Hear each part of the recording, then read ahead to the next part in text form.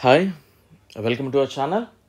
So ఈ వీడియోలో నేను చెప్పబోయే మాటలు ఏవైతే ఉన్నాయో అవి మీరు మీ బ్రదర్ చెప్తున్నట్లు ఫీల్ అవ్వండి. ఒక ఎనిమిలా ట్రీట్ చేయకండి. సో రైల్వే ఎన్టీపీసీ గ్రూప్ డీకి ప్రిపేర్ అయ్యే ప్రతి ఒక్క పర్సన్ కూడా ఈ వీడియో పూర్తిగా చూడండి.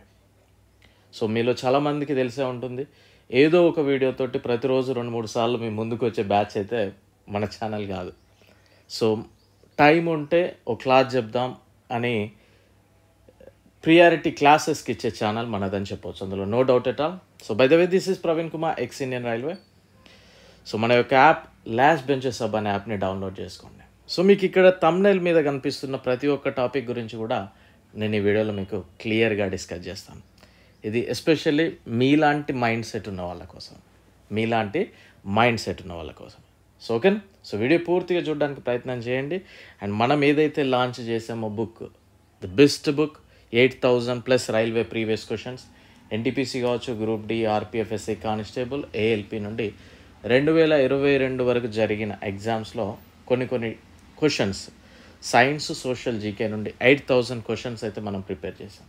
సో ది బెస్ట్ రిజల్ట్ ఉంది. 1,500+ బుక్స్ అయితే మనం సేల్ చేయడం జరిగింది. సో తీసుకోవాలి అనుకునే వాళ్ళు ఇక్కడ చూడండి, వాట్సాప్లో ఫస్ట్ నెంబర్ సేవ్ చేసుకోండి, 9133274342 అని.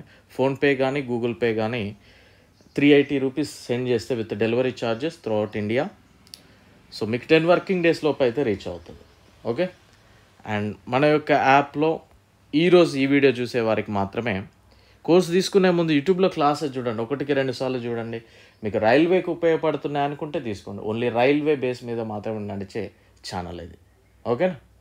సో ఇక్కడ చూస్తే పాలిటీ కావచ్చు, జీకే కావచ్చు, సోషల్ సైన్స్ కావచ్చు, కెమిస్ట్రీ 50 రూపీస్ అందరికీ అందుబాటులో ఉండాలనే ఆలోచన ఇది.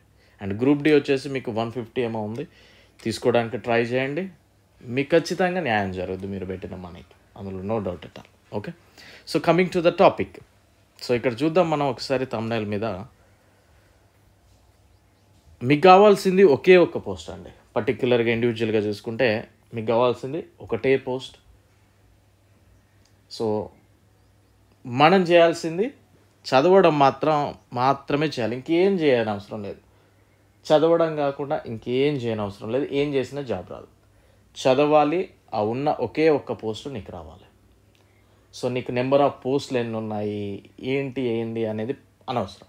ఒక పోస్ట్ ఉందా, అది నీకే రావాలి, అలా చదవాలి. సో ఎన్ని అప్లికేషన్స్ వచ్చాయి, ఎన్ని పోస్టులు ఉన్నాయి, అన్ని పోస్టులకు అన్ని అప్లికేషన్స్ వచ్చినప్పుడు అంతమందిలో మనం క్లియర్ చేయగలమా, ఇలాంటి డౌట్స్ కాకుండా. సో నోటిఫికేషన్ వచ్చింది, మన కేటగిరీకి ఒక పోస్ట్ ఉంది, నేను అప్లై చేశాను, దెన్ జాబ్ రావాలి. ఇదే మైండ్ సెట్ తోటి ప్రతి ఒక్క విద్యార్థి కూడా ఉండాలి. అది బిలో యావరేజ్ పర్సన్ అయినా, అబోవ్ యావరేజ్ పర్సన్ అయినా, ఎలాంటి పర్సన్ అయినా సరే. సో ఇలాంటి మైండ్ సెట్ని మీరు బిల్డప్ చేసుకోండి మీ మైండ్లో. And next, group D court case ఏం జరగబోతూ ఉంది, ఇలాంటి పనికి మాలిన విషయాల గురించి డెఫినెట్లీ మీరు మర్చిపోండి. మనం ఏం చేయలేం, మన చేతుల్లో లేని పనులు అన్నట్టు. ఇది గ్రూప్ డి కోర్టు కేసు అయినా, కట్ ఆఫ్ అయినా, ఎగ్జామ్ ఎప్పుడు అనే విషయమైనా, అవన్నీ కూడా మన చేతుల్లో లేని పనులు. సో ఇలాంటి పనికి మాలిన వాటి మీద టైం స్పెండ్ చేసే కంటే ఆ టైం ఏదో చదవడం మీద ఫోకస్ చేయండి. మనం చేసేది ఒకటే, చదవడం, చదివితే జాబ్ రావడం. అంతకు మించి మన చేతుల్లో ఏమీ లేదు. చదవడానికి మించి మన చేతుల్లో ఏముండదు. So group D court case ఏం జరగబోతామో చాలామంది అడిగే క్వశ్చన్ అది. సో సపోజ్ మనం మొదటిసారిగా 10th బేస్ మీదనే రైల్వే ఎగ్జామ్స్ అనేది 99% ఉండబోతుందని చెప్పిన ఛానల్ మనది. సో కొందరైతే గ్రూప్ డికి ఐటీఐ అని దాని మీద సిలబస్ కూడా చెప్పారు, యూట్యూబ్లో చూస్తే మనకు అర్థమవుతుంది. బట్ గ్రూప్ డి ఎగ్జామ్కి సంబంధించి నోటిఫికేషన్లో 10th ఇచ్చారు, అయిపోయింది. అది కోర్టులో కేసు ఉందా ఏంటి అనేది, కోర్టులో ఎవరు ఇస్తారనేది కూడా నేను చెప్తాను. ఎడ్యుకేషన్ మాఫియా వాళ్ళే పిల్లలతోటి కోర్టులలో కేసు వేపిస్తూ ఉంటారు. ఎందుకంటే ఎగ్జామ్ డిలే అవుతున్న కొద్దీ వాళ్ళకి బిజినెస్ అనేది రన్ అవుతా ఉంది. ఇది ప్రాక్టికల్గా నేను చెప్తాను. సో మీకు ఇది నచ్చకపోవచ్చు, బట్ జరిగేది ఇదే. ఇప్పుడు ఏదో 10th వాళ్ళని క్యాన్సిల్ చేసి ఓన్లీ ఐటీఐ వాళ్ళని ఏం కోర్టు తీర్పు ఇవ్వదు, ఏం జరగదు. సో గ్రూప్ డి అనేది 10th బేస్ మీదనే ఈసారి అయితే జరగబోతూ ఉంది. అందులో ఎలాంటి మార్పు ఉండదు. సో ఏదో మనం రోజుకు ఒక వీడియోతోటి స్టూడెంట్స్ ముందుకు వెళ్దాం, సబ్స్క్రైబర్లను పెంచుకుందాం వీడియోలకి అది ఇది అనుకుంటే వీడియోలు చేసేవాళ్ళు చేస్తూ ఉంటారు. బట్ దానివల్ల మనకి ఏమైనా యూజ్ ఉందా? సపోజ్ ఫర్ ఎగ్జాంపుల్ గ్రూప్ డికి 10th లేదు ఐటీఐ అన్నాడు అనుకో, మనం ఏం చేస్తాం? మళ్ళీ మనం కోర్టుల కేసు వస్తాం, ఎన్ని ఇయర్స్ వేసుకుంటూ కూర్చుంటాం. సో ఇది జరగని పని, మన చేతుల్లో లేని పని. అలా అని 10th తీసేస్తారంటే తీసేసే ఛాయిస్ అస్సలు లేదు. 100% గ్రూప్ డి అనేది ఈ నోటిఫికేషన్ 10th బేస్ మీదనే ఆ కోర్టు ఎన్ని సంవత్సరాలన్నా కానీ ఏమన్నా కానీ. సో మన చేతుల్లో లేని పని గురించి ఎప్పుడు కూడా మనం ఎక్కువ వరీ అవ్వద్దు. సో రీసెంట్గా చూసినట్లయితే వెస్ట్ బెంగాల్లో అనుకుంటా 15,000 25,000 మంది టీచర్లను ఎప్పుడో రిక్రూట్ అయిన వాళ్ళని పీక్ పడేశారు. ఏం చేస్తాం మనం? సో అక్కడ జాబ్ వచ్చి క్రాక్ చేస్తేనే పీక్ పడేసి, అది జాబ్ కొన్నారా ఏంటి అనేది సెకండరీ విషయం, అది పక్కన పెడితే ఇక్కడ స్కామ్ జరిగింది. అలాంటివే జరుగుతున్నప్పుడు ఇలాంటివి పెద్దగా ముచ్చట ఏముండదు, మన చేతుల్లో లేని పని. దీని గురించి మీరు ప్రతిరోజు వీడియోలు చూడడం waste of time. And cut off. So cut off అనేది ఒకసారి ప్రీవియస్ కట్ ఆఫ్ చూసుకోండి, దానికి 5 మార్కులు అటు ఇటు వేసుకోండి సరిపోతుంది. ఆ అంచనా ప్రకారం చదువు. మీరు మళ్ళీ చెప్తున్నా ఉన్నది ఒకటే పోస్టు, దాన్ని మనం క్రాక్ చేయాలి అంతే. అలా ఆ కట్ ఆఫ్ పెట్టుకోండి. ఉన్నది ఒకటే పోస్టు, రాసేది 1,00,000 మంది రాస్తున్నారు అనుకోండి, అది నాకే రావాలి. 1,00,000 మందిలో నెంబర్ 1 పొజిషన్లో ఉండాలి. అలా చదవండి. వీళ్ళేదో బోర్డు మీద మనం కట్ ఆఫ్ అని, ఎక్స్పెక్టెడ్ కట్ ఆఫ్ అని ఏంటి అది దాని పెద్ద థియరీతోటి రోజుకు వీడియోతోటి వస్తే అది వేస్ట్. చేసేటోనికి ఏముంటుంది? సబ్స్క్రైబర్లు పెరుగుతారు, వ్యూస్ పెరుగుతారు తప్పించి మీకు వచ్చేది ఏమి ఉండదు. కట్ ఆఫ్ అనేది కూడా మన చేతుల్లో లేని పని. కట్ ఆఫ్ అనేది ఇండియన్ రైల్వేస్ కనుక చూస్తే స్టాఫ్ సెలెక్షన్ నార్మలైజేషన్ మెథడ్లో ఉన్నాయి చూస్తే, ఆ పర్టిక్యులర్ పేపర్ అనేది పక్కన పెడితే ఓ పేపర్ వస్తుంది. ఆ పేపర్ యావరేజా ఏమంటే టఫ్ ఉందా లేకపోతే ఈజీగా ఉందా అనేది ఎవరు డిసైడ్ చేస్తాడు చెప్పండి? ఆ షిఫ్ట్ రాసిన స్టూడెంట్స్ డిసైడ్ చేయాలి.